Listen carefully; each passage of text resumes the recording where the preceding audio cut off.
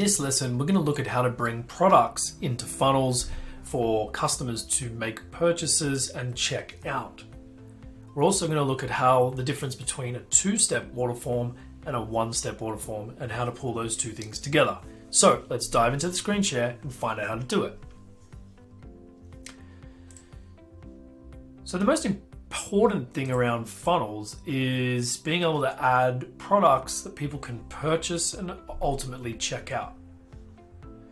This means that the funnel is actually producing revenue and sales.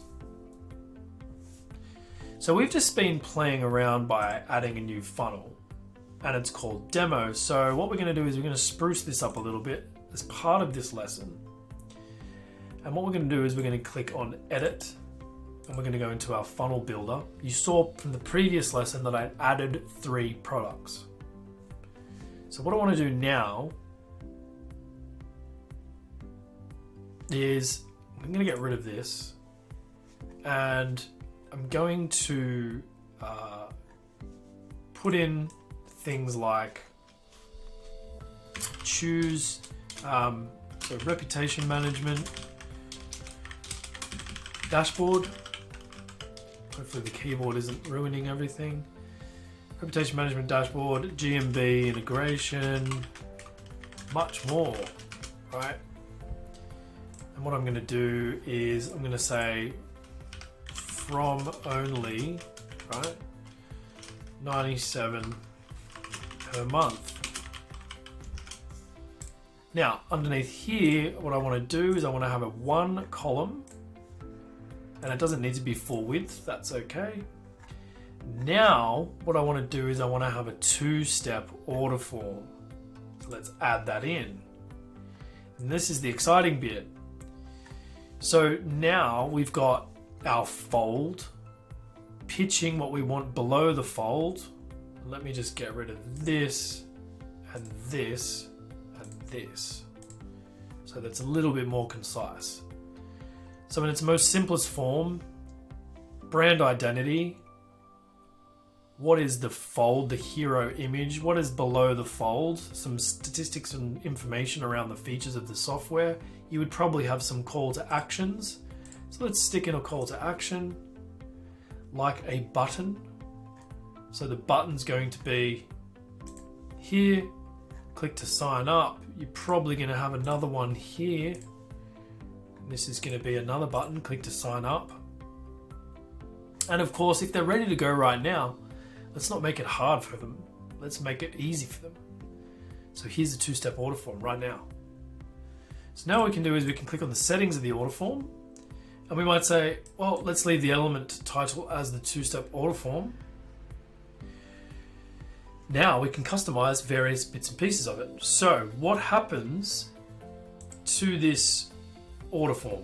Well, first of all, in step 1, we want to have this information. It might not be called shipping because it might not be a physical product. It could be a digital product. So it just could be your information. Instead of saying where would we ship it, it could be where should we send the invoice to. Then what we're going to have is a couple of different things. So we can leave this blank. It's just going to show our company name, and then all the rest of the placeholders are fine. Go through, country picker if we wanted them selected from a list. And now we have things like cart mode, which is brand new, product description, optional bump options, coupon codes if we want them. If we already know the contact details, we can bring in sticky contact. If we want to create a new contact from every single purchase, we can do that as well. We can validate if somebody's using an email address that is valid or not. And of course, because this is an element in its own right, this may or may not be displayed on either a desktop or mobile device. Now, the products that will appear are the products that we added to the funnel. Remember, I added my 97, 297 and 497 products.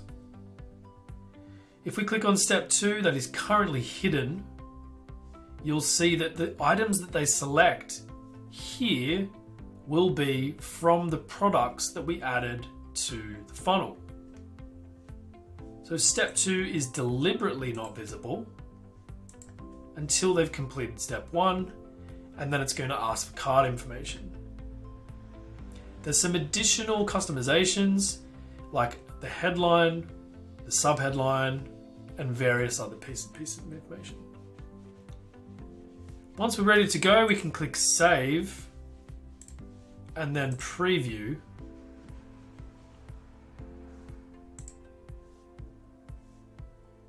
Now let's have a look at our funnel starting to take shape.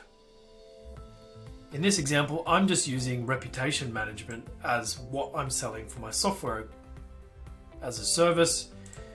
I'm talking about rep management, a call to action. I've done nothing with the buttons, but now I can go to step 2. So let's just put in some demo information here.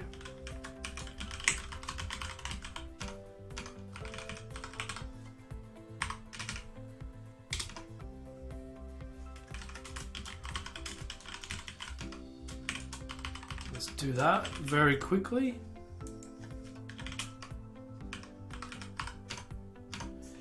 The country picker was enabled, and now we go to step 2, and here we go. So now I'm selecting which plan I want to go for. The $497's been bumped, but I didn't explicitly select it. But now we've got the $97, $297, $497 displayed here. So let's just say that I want to go with 97, and there's some extra configuration I would need to do to say that they can only select one, not multiple. And of course, here we go with card information. I have PayPal currently integrated, which means they can pay with PayPal, and they can complete their order using Standard Gateway.